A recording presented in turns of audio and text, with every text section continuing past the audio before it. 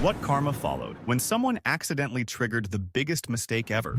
Story 1. So I'm the numbers guy at a mid-size marketing firm, and last Thursday I made what I thought was a tiny mistake. We'd just finished budget season, everyone was cranky, and I was sending our team leads the final spreadsheet. You know the kind. Salary bands, bonuses, who got what. I meant to attach the clean version with names redacted. Instead, I attached the nuclear one. Full names, full pay. Notes column included retention risk, promotion track, even do not give client X unsupervised access. I hit send. Then, because the universe enjoys a good slow clap, my Outlook froze. I couldn't recall it. I watched the loading wheel like it was a bomb timer. 30 seconds later, Ruth from HR Slack messages, "Hey, why is the whole company reacting to a spreadsheet?" Within an hour, the office sounded like a beehive wearing AirPods. People who'd been friends for years were comparing numbers in the kitchen like it was fantasy football. Two seniors found out they were making less than a guy they trained. A junior realized she was at the bottom of her band even after 3 exceeds expectations. I thought I was done. Like, update my resume done. But then the notes column started circulating. Someone screenshotted the CEO's line. Hold bonus until Q3. Liquidity tight. Divert to special project. That special project was a shell code for a client he never told the board about. Another note. Keep Dan happy. He knows about Vegas. By lunch, board members were in conference room B. By 5 p.m., our CFO was escorted out. The CEO resigned to spend time with family. Guess who got asked to do an emergency audit and held the only clean copy of the numbers? Yeah, me. Monday morning, they called me in. I walked in expecting termination papers. Instead, the interim CEO said, "You saved us from a lawsuit we didn't know we were walking into. Name your title." I'm now Director of Finance Transformation. I still get heartburn when I open Outlook. But the real karma? Dan, the Vegas guy, tried to throw me under the bus on LinkedIn and accidentally tagged the SEC complaint link in his worried about company culture post. Story 2. I'm 16, and I never wanted to be the deciding vote in my parents' divorce. But apparently I'm old enough to choose. Cool. Mom's been running the narrative for 2 years. Dad is unstable, financially reckless, emotionally unavailable. She says it sweetly at soccer games, in the car, with that little sigh like she's carrying a tragic secret. Dad doesn't talk about her at all. He just shows up, pays for stuff, pretends everything is normal. Last month, we had a family dinner because the court required one mediation session with both parents and me present. Mom cooked lasagna like we were in a sitcom. I was stressed and poking my phone, trying to disappear. I'd been recording voice notes for therapy homework, and my Bluetooth was paired to Dad's speaker from an earlier road trip. I didn't notice. My phone slipped. I tapped the screen to catch it, and my most recent voice note, recorded in my room at 1 a.m., started playing through the living room speaker at full volume. It was me, crying, saying, "I hate that Mom makes me practice what to say. She tells me to call Dad scary. She says if I don't, the judge will send me away. I don't think Dad is scary. I think she is." There was this frozen second where even the lasagna smelled guilty. Mom went pale, like someone pulled a plug out of her. Dad just sat there staring at the speaker like it had turned into a snake. Mom snapped first. She grabbed my phone, yelling that I was manipulated, that therapy had poisoned me, that Dad paid them. She kept talking, and didn't realize Dad had calmly hit record on his phone the moment the note started. 2 weeks later in court, Mom walked in smiling, ready for her speech. Dad's lawyer played that dinner audio. The judge asked Mom if she'd ever coached me. She lied. Then the lawyer played her texts from my iPad backup. Messages like, "Remember to say he screams," and "If you love me, you'll help me win." The judge didn't even look angry, just tired. "Ms. R," she said, "you do not get to weaponize a child. I live with Dad now." Mom gets supervised visits. The punchline? She tried to post on Facebook about parental alienation, but autocorrect in her rage typed parental admission, and she didn't notice.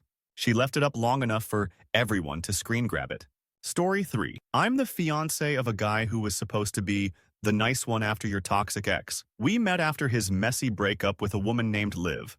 He told me she cheated, drained his savings, and left him with trust issues. I believed him because he cried in a way that made me want to fix the world. Fast forward. His sister's wedding. Massive venue, fairy lights, family speeches that go on too long. I'm sitting at the head table, nerves fried because his mom still calls me the new girl. My fiancé, Nate, disappears right before the vows to take a call. On the reception floor, the DJ asks for a laptop to plug into the slideshow. I'm the closest person with one, so I hand over mine. I guess I had my Google Photos open because the screen pops up. Memories from 3 years ago. I didn't grow up with tech wish grants, so I didn't know Memories autoplays. I also didn't know Nate had logged into my laptop at some point to print something. The projector goes live. 10 seconds of cute childhood pics of the bride, and then it shifts to a folder called Vegas Weekend. There's Nate, shirtless in a hotel mirror, with Liv in the background doing bunny ears. There's a screenshot of a bank transfer labeled Don't Tell Her. There are texts, big, bold, wedding size, between Nate and Liv from last month. Miss you. She's still clueless. After the wedding, I can sneak away. Same place? You know that movie moment where the music cuts out? That happened for real. The DJ yanked the cable out like it bit him, but it was too late. Every bridesmaid saw. The groom saw. His sister saw. His mom saw. Nate sprinted in, shouting about hacking, about how dare you, pointing at me like I was the criminal. Liv stood up from the back row. She was there, and said, loud enough to echo, "He told me you were fine with it." The bride dropped her bouquet, turned to Nate, and said, "You made my wedding. Your cover?" Then she faced the room and said, "Open bar stays. Liars leave." Nate reached for my arm outside, begging, "This isn't what it looks like." I was shaking so hard I couldn't speak, so I just handed him my ring. He went home to find the locks changed. His sister had his spare key. And the karma cherry. Liv posted a TikTok story time about the slideshow with a smug voiceover, forgetting she'd left her own username visible in the incriminating texts. Her boyfriend found it. He dumped her in the comments. Story 4. I'm not proud of how much time I spend on Nextdoor, but my street is basically a soap opera with recycling bins. 2 months ago, someone started stealing packages, like, daily. A new mom on our block, Kira, posted every morning with that exhausted rage. Another box gone. Who is doing this? Everyone rallied behind her. She's loud, she's likable, and she cries in a way that makes you volunteer for things. Then old Mr. Dorsey across the way got hit. His medication delivery vanished. He posted a blurry doorbell cam screenshot of a figure in a hoodie and wrote, "Looks like that teen who walks the dog on Maple." That teen is Jay, 17, awkward, works at the grocery, walks his grandma's beagle. Sweet kid. Kira went scorched earth. She reposted the image, zoomed in 40 times, and wrote a full post naming Jay. "We know it's you. Return the packages or I'm calling the cops." People shared it. Some lady even DM'd Jay's school. I felt sick and went to Jay's grandma with cookies because I didn't know what else to do. Jay was sitting at the table staring at his phone like it was a guillotine. He kept saying, "I didn't take anything." Here's where the biggest mistake ever part comes in. Kira decided to prove it by installing another camera facing the sidewalk. Except she doesn't know how to set zones. She caught everything. 3 nights later, she posts triumphantly, "Got him this time," with a video link. We all click. The footage shows a hooded person sneaking up, but when they step into her porch light, the hoodie falls back. It's Kira, carrying a stack of packages from her own doorstep to her trunk. Her face is clear. The timestamp is clear. She walks back up, checks her camera, and gives this little satisfied nod like a cartoon villain. Nextdoor exploded. People who'd been cheering her were suddenly doing digital pitchforks. Someone called the police.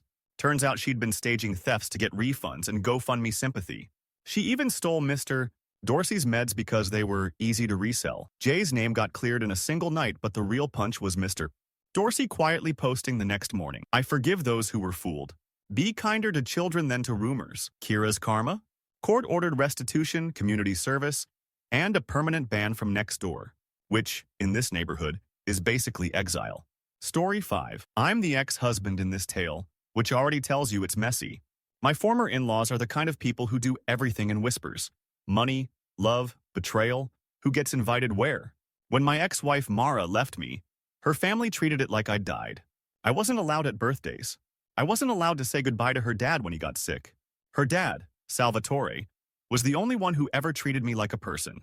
He'd slip me wine at family dinners and say, "This house runs on drama. Don't take it personally." Before he passed, he asked me to look after Mara, even if she won't admit she needs it. We all met at the funeral last week. Big church, bigger egos. I sat in the back, invisible, like protocol demanded. After the service, Mara's brother pulled me aside and said, "Dad left something weird in the safe deposit box. The bank says all heirs have to be there. You're named." I thought it was a mistake, but I went. because grief makes you obedient. At the bank, the lawyer opens the box. There's a thin folder labeled "For the Truth." The lawyer looks confused and says, "There's also a USB." He plugs it in. The bank's little conference TV lights up. Video starts. Salvatore, in his hospital bed, talking straight to the camera. "If you're watching this, I'm gone. I'm sorry for the lies I let live." He explains that Mara isn't biologically his. Her mother had an affair years ago. He raised her anyway, but his brothers never forgave it. The family fortune was always meant to go to his blood. Then he drops the next bomb. "I am his blood." He had a son before he married. Me. A college pregnancy kept secret. A baby given up quietly to avoid scandal. He found me years later and recognized me by a birthmark. He never told anyone because love is not a paternity test, but also because his family would have destroyed me. The lawyer reads the will. Salvatore left me the lake house and half the estate, specifically to keep Mara from being forced out by her uncles. Mara was shaking like a struck bell. She looked at me like she'd been holding her breath for a decade. "You're my brother?" she whispered. I said the only honest thing I had. I didn't know. Everyone was crying now. Her mom, her brother, me. The uncles started shouting about fraud, about DNA, about shame. Mara cut through it in a voice I'd never heard from her. "He was my father because he chose to be. And if you touch him," she nodded at me, "you'll lose what's left of this family." We walked out together. Later that night, she texted me, "I'm sorry I spent years trying to erase you. Dad didn't. Can we start over?" Karma isn't always a lightning strike. Sometimes it's a dead man finally telling the truth and forcing the living to grow up. Story 6. I'm a night shift nurse, and I learned the hard way that harmless shortcuts are basically invitations for karma to show up with steel-toe boots. We had this new resident doctor, Dr. Halprin. Brilliant on paper, but allergic to listening. He'd swagger into our unit at 3 a.m., do his little TED talk about evidence-based practice, and then ignore every single person who'd been keeping patients alive longer than he'd been shaving. One night, we admitted a sweet old guy, Mr. K. Postop, confused, BP dipping. I'm monitoring him and I notice his chart says NKA, no known allergies. But his daughter quietly tells me he definitely has a latex allergy and had a reaction in another hospital. I flag it in the system and put a big red wristband on him. I also tell Dr. Halprin when he rounds. He nods like he heard a fly. At 4 a.m., his pressure tanks. Halprin orders a rapid infusion and wants to place a central line right now. We're out of the non-latex kits in our crash cart. I say, "We can grab one from ICU in 2 minutes." He rolls his eyes. 2 minutes is a luxury in shock. We use what's here. I'm panicking because I can see the wristband. I say it again, louder. Another nurse backs me. He snaps, "I'm the physician. I'll document it." So I do the thing nurses do when they feel a cliff coming. I hit the safety event quick button. It auto-records timestamps, team location, and if you're in a procedure room, grabs the ambient audio for review later. I didn't intend to trap him. I just needed a paper trail because he was about to steamroll us. Central line goes in, latex kit and all. 2 minutes later, Mr. K starts swelling, wheezing, rash blooming like a fire. Full anaphylaxis. We code him. We bring him back. It's ugly. Dr. Halprin goes pale and suddenly very interested in the wristband. The next day, risk management requests the safety event file. Halprin walks around all smug, telling anyone who will listen that the reaction was unpredictable. Then the audio gets played. It captures him dismissing me, dismissing the allergy, the eye roll, and the exact sentence. "I'm the physician. I'll document it." He got pulled from the program within a week. Karma's last little flourish came a month later when Mr. K's daughter visited with cookies for the staff and an envelope for me. Inside was a letter from the hospital's legal department. She named me personally in her thanks statement that protected my license. I didn't get anyone fired. I just pressed a button trying to keep a patient safe. But that button pressed back. Story 7. I was the best man at my buddy Theo's bachelor trip. I'm the one who accidentally triggered the biggest mistake ever. And if you're reading this thinking you're the friend who keeps the peace, trust me, don't. Theo's getting married to Lacey, who is genuinely cool. Like, the type who brings extra chargers and remembers your dog's birthday kinda cool. The trip was 4 guys in a cabin near a lake. No clubs, no strippers, just fishing and being 30-somethings who pretend they aren't tired. On night 2, Theo got drunk sentimental, started talking about marriage nerves, how he didn't deserve Lacey, all that. I was trying to hype him up, so I went to grab my phone to show a stupid slideshow I'd made. Photos of us through the years, meant for the wedding toast. I mirror my phone to the cabin TV because big screen, sure funny. Except I forgot the TV was still logged into his Apple account from when we watched a game earlier. So when I hit photos, it pulls his camera roll. The first few pics are normal. Then it scrolls down to a folder called For When I Snap. And there, huge on the TV, is a screenshot montage of a woman's Instagram. Not Lacey. Another girl. Lots of heart emojis. A note in Theo's own handwriting app. After wedding. Keep it quiet until promotion. The room went silent in that terrifying way men go quiet before a thunderstorm. Theo lunged for the remote. I froze because my brain is a cheap Windows laptop under stress. He tried to laugh it off. Old stuff, joke folder, you know. But then Liam, other groomsman, said, "Bro, that girl is tagged in your recent likes." Theo's face did a full systems crash. He grabbed his phone, went outside, and paced like a trapped animal. We all sat there with the TV glowing like a courtroom light. I felt sick. I didn't want to be the guy who ruined a wedding. But I also didn't want to be the guy who let Lacey marry a dude planning to cheat after the promotion. When Theo came back, he begged. Tears, shaking hands, the works. "Please don't tell her. It's not real.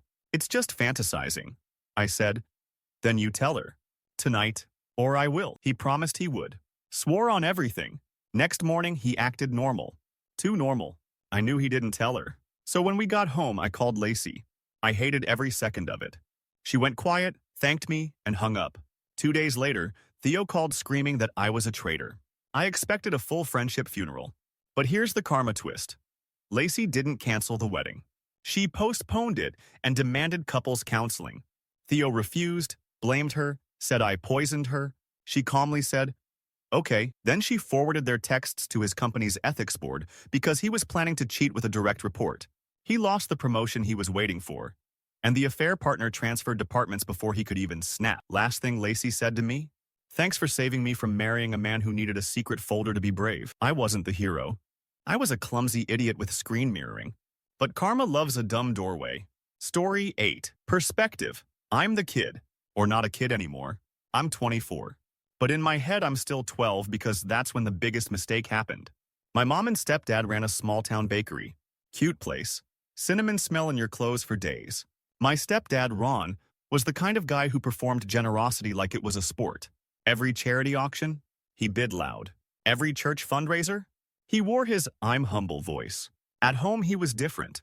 He never hit us, but he vacuum-sealed the air. You'd breathe wrong and the whole house went cold. Mom would apologize for my existence.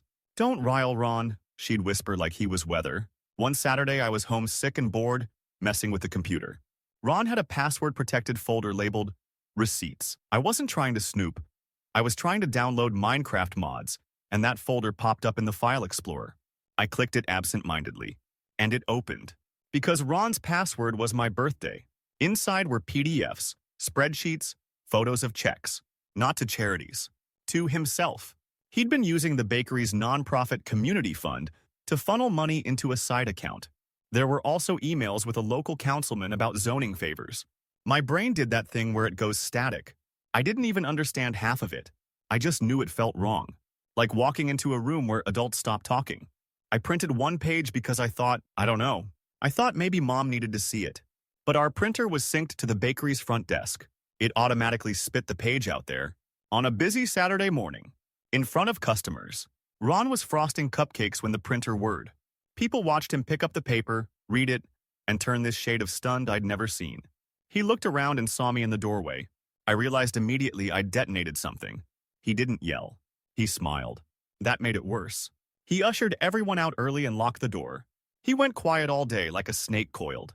That night he told Mom, "Someone's hacking us," that the fund was misunderstood. He'd already started damage control.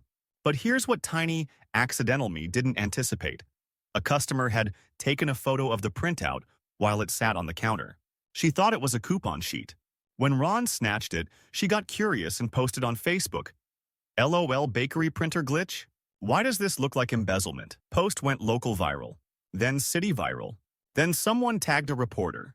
Then the state's charity oversight office called. The investigation took a year. Ron tried to blame an employee, tried to blame accounting software, tried to blame Mom. But the receipts folder was the receipts folder. He went to prison for fraud. The councilman resigned. The bakery nearly died, but the town rallied for Mom and me. I didn't feel victorious. I felt like I'd pushed a domino and watched a family collapse. Last week, 12 years later, my mom handed me a fresh lease on a new bakery space. She said, "You saved me." I just wasn't able to admit it then. And the punch? The new name on the sign? Birthday cake. She said karma should get a storefront too. Story 9. I met Adrian at a conference in Lisbon. I was there pitching a sustainability startup. He was charming in that quiet European dad way. Good listener, expensive shoes, asked my opinion like it mattered. We talked for hours, swapped numbers, and over the next 5 months, he became part of my daily life. Calls, weekend trips, little voice notes about nothing. He told me he was divorced. Bitter, I thought, but believable. Every time I asked about his past, he'd say, "Long story, but I'm free." Then one evening, I was at his apartment while he showered. His laptop pinged with a calendar reminder. I wasn't snooping, it was just right there. The reminder was titled, "Anniversary Dinner. Don't be late." I laughed because I assumed it was his parents' anniversary or something. I clicked the notification to see if I needed to help with a gift. It opened to a shared calendar with a woman named Clara and an event location I recognized. A fancy restaurant 15 minutes away. The event note said, "Table for 2. Babysitter confirmed. Love you." Babysitter. Love you? I felt my stomach fall through the floor. I started scrolling. Yes, I went feral. There were weekly entries. Clara's ultrasound. Family photos. Isaac's school tour. He had a son. He had a wife. He wasn't divorced. He was actively married, actively nesting, actively lying. I didn't want revenge. I wanted oxygen. My hands were shaking so hard I accidentally hit notify guests when I backed out. I didn't notice. That button sent Clara a message. Event details updated by Adrian's guest. 10 minutes later, Adrian came out and saw my face. I asked him, dead calm, "Who is Clara?" He did the worst thing a liar can do. He paused to calculate. Then he said, "Work. It's complicated." I grabbed my bag and left. He called me 17 times. Texted apologies. Let me explain. She's unstable. I was going to tell you all the hits. Next morning, Clara emailed me. She'd looked up Adrian's guest, found my business email on the conference website, and wrote, "Hi, I think we need to talk. I'm not angry at you. I'm angry at him." We met. She'd brought printouts. I'd brought screenshots. Like two women swapping evidence for a crime we never consented to. We compared timelines. We compared lies. We both cried when we realized he'd used the same pet names on us. Then Clara did something I still can't wrap my head around. She asked if I wanted to sit with her when she confronted him. So we did. In their kitchen, with their son upstairs asleep. Adrian walked in expecting one angry wife. He got two women at the table, laptops open, receipts lined up like a firing squad. He tried to talk. We just slid the proof across, one by one, until he ran out of air. Here's the karma twist. Clara didn't just file for divorce. She forwarded everything to Adrian's firm because he'd been charging client travel for our trips. They fired him. Hard. Like don't come back fired. He begged us to keep it private, said we'd ruined his life. Clara looked at him and said, "No, you did that." We just stopped cushioning the fall. On my way out, she squeezed my hand and said, "Thank you for the accident. I didn't plan to be karma. I just clicked the wrong notification." Story 10. I'm a public defender, and the biggest mistake ever started with a coffee spill. My client Deshaun was 19 and accused of armed robbery. The evidence was thin but loud. An eyewitness ID, a grainy convenience store clip, and a detective who talked like he was narrating a true crime podcast. Deshaun swore he was home. His mom backed him. I believed him, but belief doesn't win trials. Paper does. We're in pretrial, and the prosecutor, Ms. Vale, was ruthless in a clean blazer way. She'd smile while she tried to bury a kid. We were negotiating, and she slid a flash drive across the table like a final offer. Full discovery. Nothing else exists. Plead and save everyone time. I was exhausted, so I went to plug the drive into my laptop and knocked my coffee. It splashed into my keyboard. I cursed, grabbed paper towels, and Vale helpfully plugged the drive in for me while I mopped. What she didn't know, I have auto backup software for Discovery that mirrors any plugged-in drive to a secure folder immediately. It's a boring precaution I set up after losing files once. We finish the meeting. She leaves. I open the mirrored folder later to review, and I see something weird. Her drive had a hidden partition. Not unusual, but my software copied it anyway. Inside was a subfolder titled, "Do Not Disclose." I stared at it like it might bite. Then I clicked it because I'm not a saint. I'm a tired lawyer with a 19-year-old's life on my desk. There were body cam clips from the arrest that I'd never received. Clips showing Deshaun on the curb, sober and shaking, begging them to check the house cameras across the street. A clip where the detective says, offhand, "Nah, we already got our guy." Another where the eyewitness says, "I'm not sure, man, it was dark." And the detective replies, "Just say yes, you're sure." Brady material. Suppressed exculpatory evidence. The legal equivalent of setting your own office on fire. My heart started doing cartwheels and I hated that it was from adrenaline. I called my supervisor. We filed an emergency motion. In court, Vale kept a poker face until the judge asked, "Ms. Vale, did you withhold body cam footage?" She said no. Firm. Then I played the clip where the detective tells her on the phone, "We're not giving them the porch camera angle, right?" And she says, "Correct." The courtroom went so quiet I could hear the judge's pen stop moving. Case dismissed. Detective referred for investigation. Vale sanctioned and removed from the unit. Deshaun cried so hard he couldn't stand. His mom hugged me like she was trying to fuse our atoms. Outside the courthouse, Deshaun said, "How did you even find that?" I looked down at my coffee-stained laptop and said, "Honestly, I'm clumsy. Karma doesn't always arrive as lightning. Sometimes it comes as a spill, and a prosecutor thinking she can help you clean up."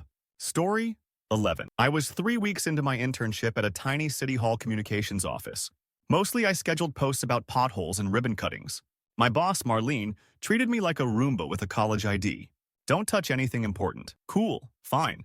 I like not being screamed at. There's a weekly public meeting in the council chamber. Officially, it's about zoning. Unofficially, it's where people trade favors with microphones on. My job was to run the camera for the live stream. Except the live stream setup is a haunted relic. Button A turns on the feed. Button B cues the intro graphic. They're right next to each other and labeled in faded Sharpie like a trap. That day, the mayor's brother, Troy, was on the agenda to get a variance for a community garden. Everyone knew it was a parking lot for his rental condos. Still, council members were acting all neutral in public. Marlene leaned over, hissing, "We don't start the stream until the roll call. Clear?" I nodded. I meant to hit button B to bring up the starting soon slide. I hit button A. The red live light came on. I froze. Like a baby deer on a highway. Council hadn't started yet. They were in full pre-show mode. One member saying, "If we push Troy through, he'll cover my campaign mailers." Another laughing, "Just make sure the environmental groups don't see the real plans." The mayor literally saying, "We'll do the sympathy bit about community food access. People eat that up." I scrambled to turn it off, but my panicked hands did the opposite of fine motor skills. It ran for maybe 90 seconds. Then I got it to the starting soon slide. I thought I'd died. After roll call, Marlene checked the feed and went ghost white. "Did you?" I swear it was an accident. She didn't yell. She just whispered, "That was the biggest mistake ever." We tried to delete it. Too late. Live streams auto-archive on the city site and get mirrored by a transparency watchdog channel. Someone clipped it, captioned it, City Hall caught on hot mic, and it spread like glitter. Citizens showed up that night with printouts. Local news led with it. The State Ethics Commission opened an inquiry. The mayor went on TV blaming a reckless intern. I knew I was cooked. Then Karma decided to stunt.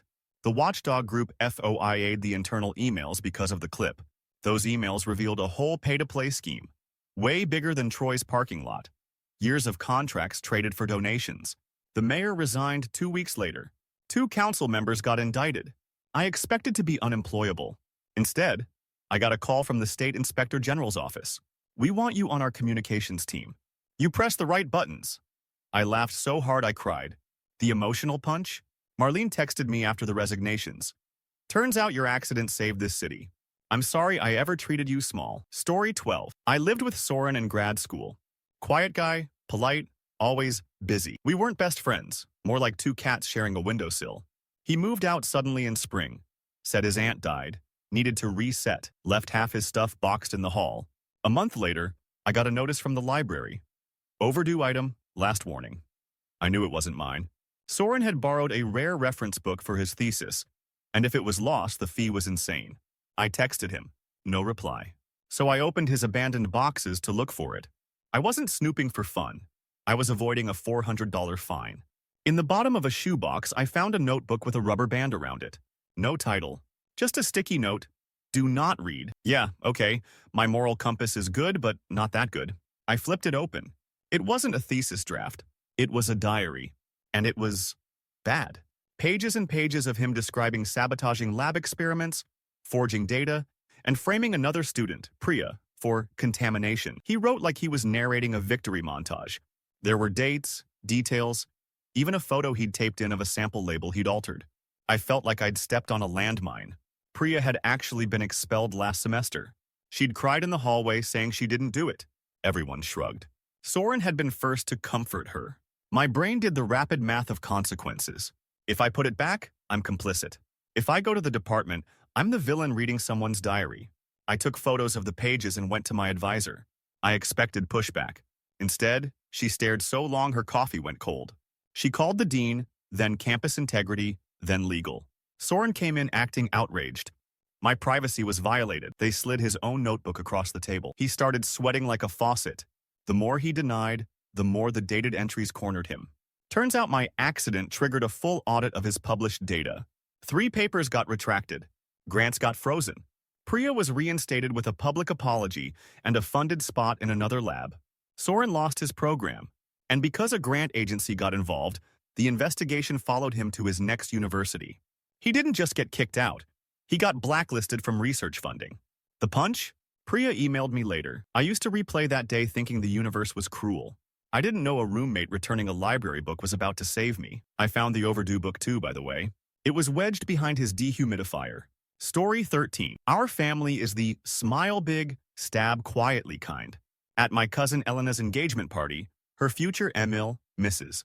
Wexler, made a speech about joining 2 loving families. Meanwhile, she was already telling people Elena was a gold digger who trapped her son. I heard it because I was sitting at the drink table next to Mrs. Wexler's purse. Her phone buzzed nonstop. It was face up. The preview banner literally said, "She's not Wexler material. We need the prenup ironclad." I felt my blood boil.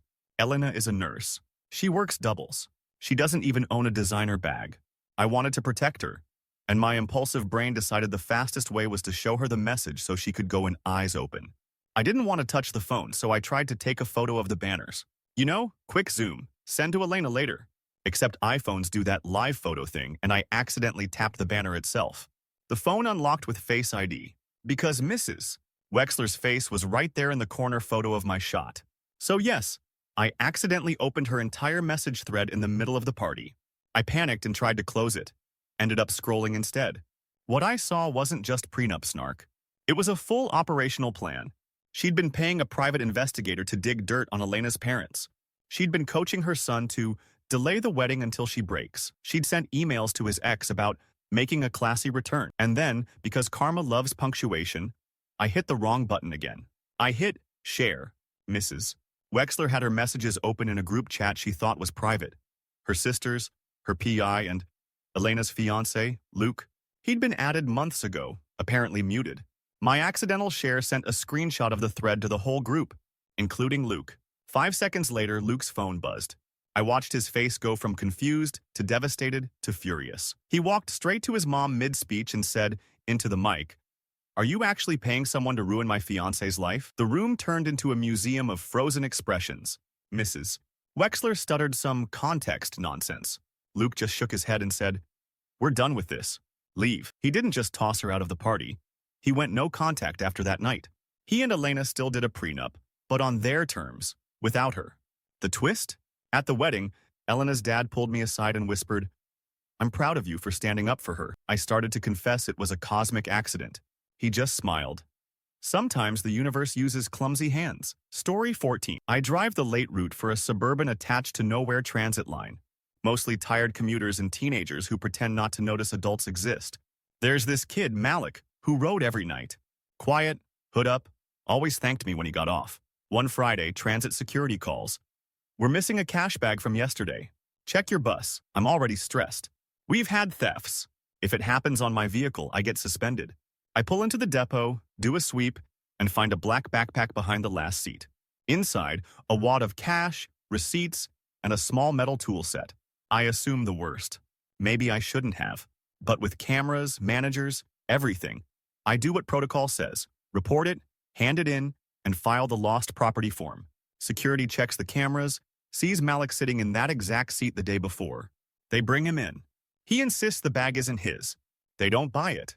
The receipts are from a hardware store near his neighborhood. The cash bag has transit stamps. The tool set? Burglary kit, they say. He gets hauled to juvenile processing. I felt sick. The kid who said thank you every night? A thief? I couldn't reconcile it. Then on my next shift, I'm cleaning the bus and notice something I missed. One of our ceiling panels is slightly loose, like it's been opened and snapped back. I'm a nosy old man. I poke it with a broom handle. A second cash bag drops out. Same stamps, same date. My stomach did a full flip. If two bags are up there, someone stashed them in the ceiling on purpose. I call my supervisor, who says, "Don't touch anything." Too late, buddy. I'd already taken photos and checked the maintenance log. The panel had been opened 2 days before by a contractor named Vito. Guess who also rode my bus daily? Vito. Middle-aged, loud, always complaining about lazy kids. Transit police questioned Vito. He denied everything. But I handed over my photos, the maintenance access record, and the camera footage showing him standing on a seat near the panel on the day the first bag vanished. Malik was released the same day. Charges dropped. Public apology from Transit. Karma roundhouse kicked Vito. Turns out he'd been stealing from multiple routes. He lost his contract and got prosecuted. I thought that was the end. Then Malik came to my bus stop a week later, waited until everyone cleared out, and handed me a folded paper. It was his college acceptance letter. Full scholarship to an engineering program. He said, "They almost took this from me. You gave it back." I opened my mouth to say I was sorry for being part of the mistake. He cut me off. "You fixed it. Most adults don't." I drove home after my shift and cried in my driveway like my heart had been held underwater for years. Story 15. I started dating Jun in February. Great guy, kind of shy, deeply allergic to drama. He warned me early. His family is complicated, and his older brother Rio is the fragile one. When we finally met them, I understood why. Rio was charismatic in a brittle way, everyone orbiting him like he was a planet made of eggshells. We go to a big extended family karaoke night. It's a tradition. Everyone drinks, performs, roasts each other affectionately. I'm nervy but trying. At some point, a tipsy aunt shoves a microphone at me. "Sing something from your childhood." I panic and pick the only song my brain can reach. A cheesy Zeros ballad that my mom used to sing nonstop. What I didn't realize, it was also Ryo's signature song, like the song he sang at his high school graduation, at weddings, at every family gathering. So I start singing it. People whooping. I'm halfway through the chorus when Rio stands up, glass in hand, and goes, "Wait, how do you know that song?" I laugh and say the dumb truth. My mom loved it. She said it reminded her of her first boy. I meant nothing by it. But the room went weirdly still. Jun looked at his dad. His dad looked at the floor. Rio's smile flickered. Rio says, too softly, "Your mom's name?" I tell him. He goes white, like the color drained from the air around him. He stumbles out to the parking lot. Jun follows, confused. Everyone starts murmuring. The aunt who handed me the mic starts crying. The grandmother starts praying under her breath. I'm sitting there holding a mic like it's a grenade. Jun comes back 20 minutes later with eyes that don't know where to land. He sits beside me and whispers, "Babe, Rio thinks he might be your mom's son." Record scratch in my skull.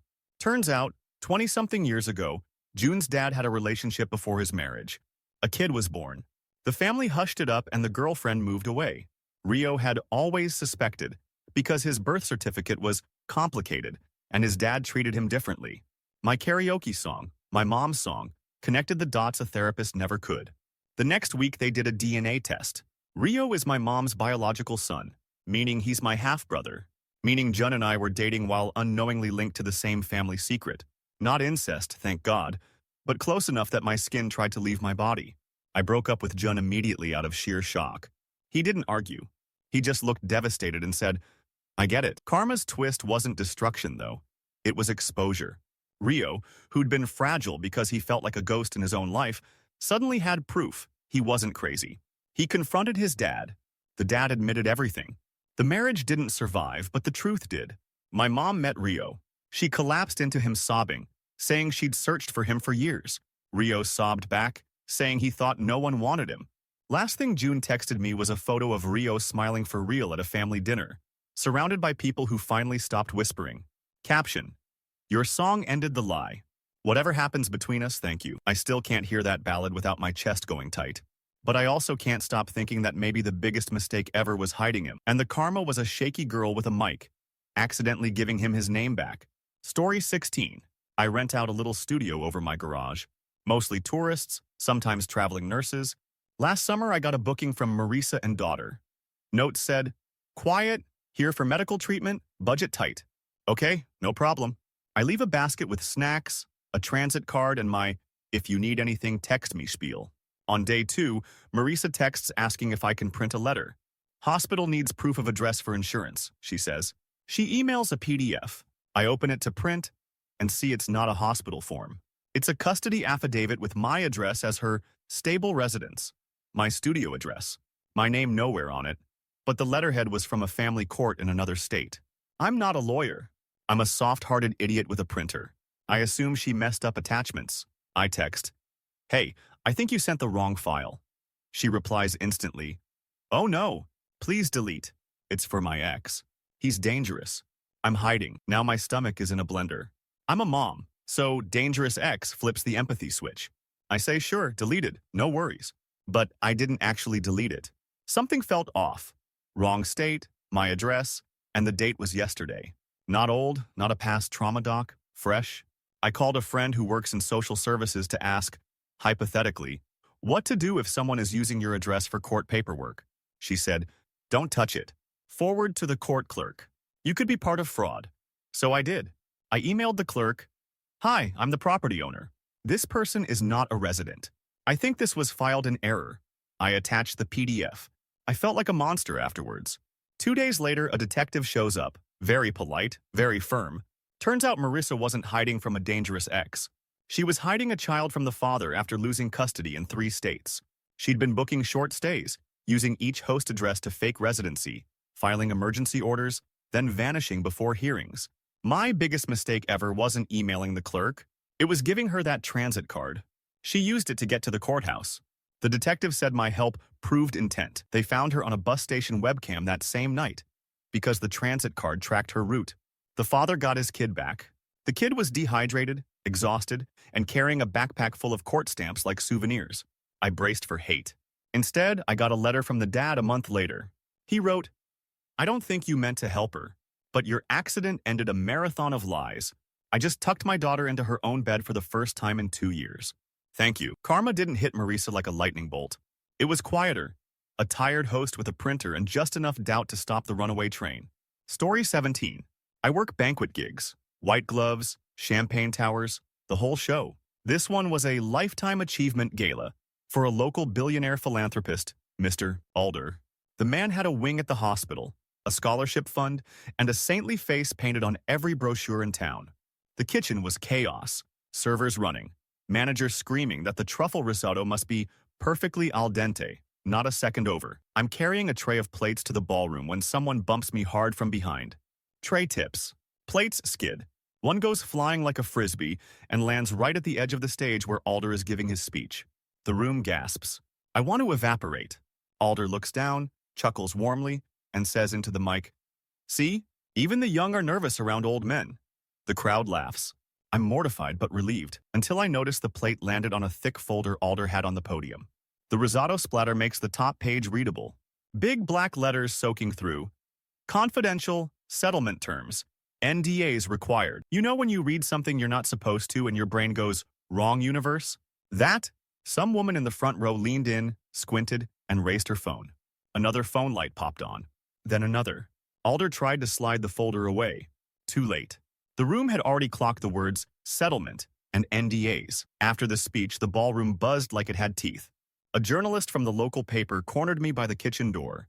Did you see what that was about? I panicked and blurted, I think it's for the youth center lawsuit, because we'd heard staff gossip about some minor issue he'd generously resolved. That quote made the next morning's headline. Philanthropist seen with secret settlements at gala. Turns out those minor issues were a stack of sexual harassment claims from his foundation employees and hush money deals for a youth center cover-up. The paper dug.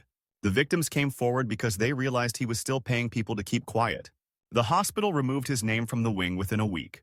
His board resigned. I got suspended for professional negligence. Fair. And I was sure my catering career was over.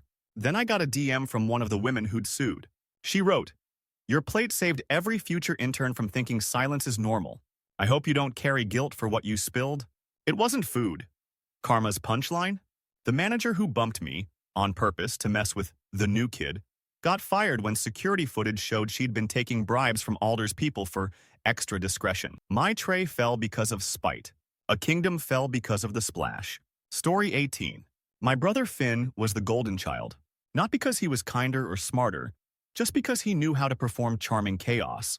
By 28, he'd had 3 fresh starts, a trail of unpaid loans, and a fiancé he treated like a side quest. Our mom kept bailing him out. Dad kept swallowing his anger. I kept quiet because I didn't want to be the jealous sister. Then Finn asked Dad for $30K to launch his contracting business. Dad said no. Finn spent the next week messaging us separately, spinning stories. I was turning Dad against him. Dad was punishing him for being alive. Mom was his only ally, the usual emotional Ponzi scheme. Mom finally sent a group email begging everyone to support Finn because family is family. She attached a spreadsheet of how much he needs and by when. I was at work, furious, and typed a reply meant only for my husband. Finn doesn't need support. He needs consequences. Mom paid his rent last year. He's lying about the business. I found his gambling app receipts. I hit send.